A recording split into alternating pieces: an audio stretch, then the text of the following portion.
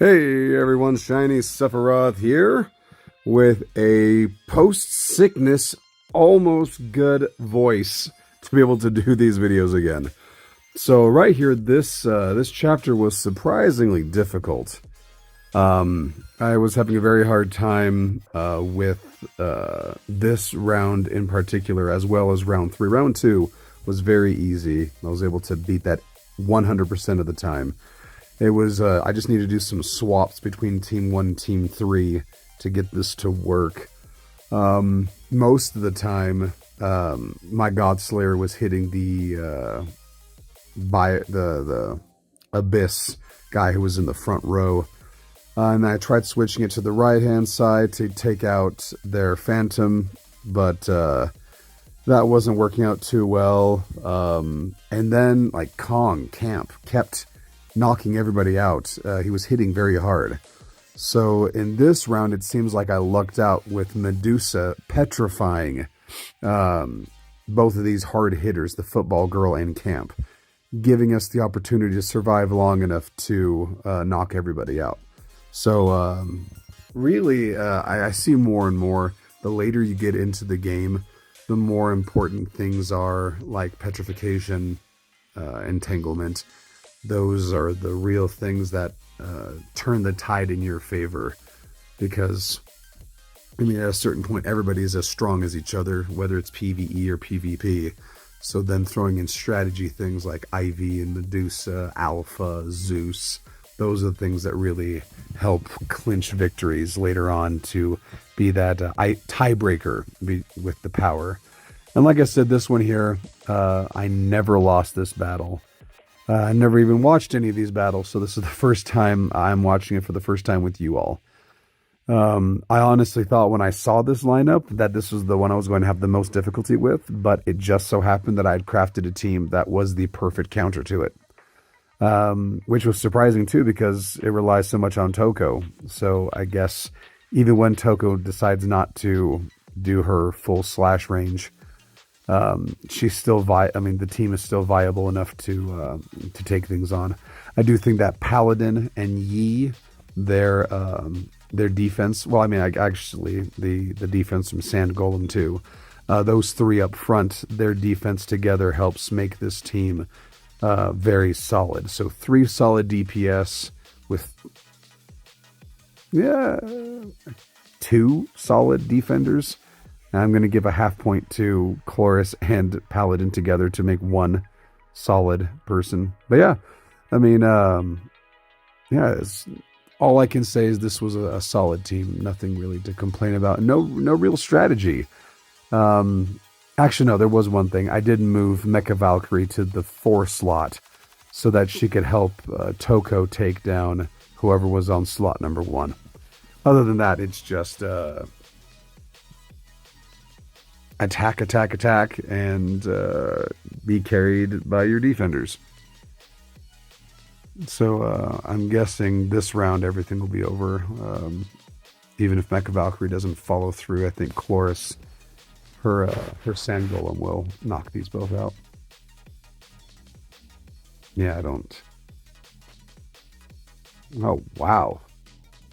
Yeah, wow. That really hit for a big punch.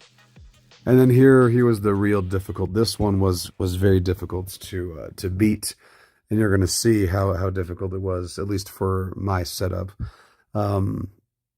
It was the Laura on the other team was very, very difficult.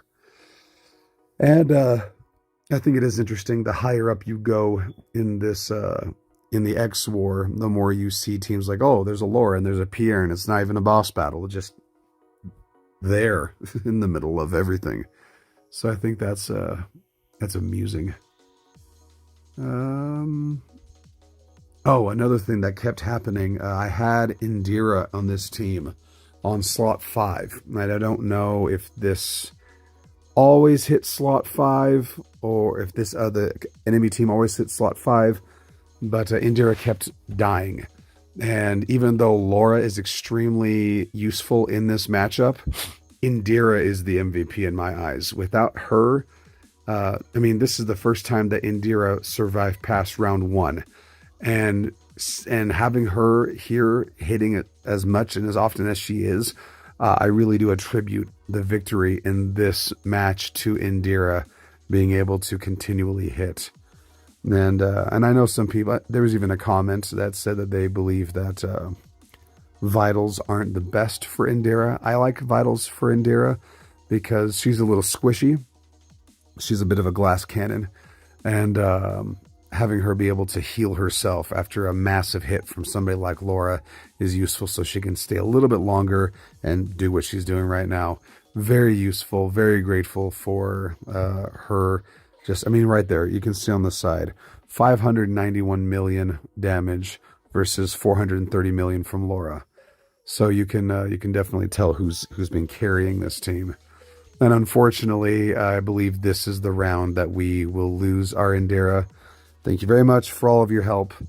And honestly, even though she has very little HP left compared to how much she has in total, I was afraid at this point that the enemy Laura was going to get off another missile launch and just wipe out my Laura.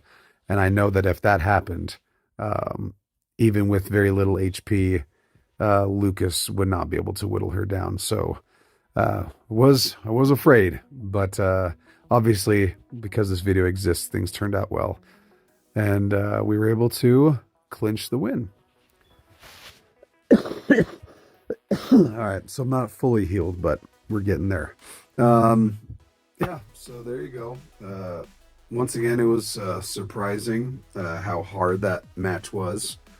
So we did get Pong to pass us up earlier today after we passed them up in the last video. So I'm really glad they were able to move forward. And hopefully number 29 will not be difficult, and we will be able to move forward without a hitch and climb our way to the coveted prize. Thank you very much for being part of the community as we seek advice from veteran pigeons.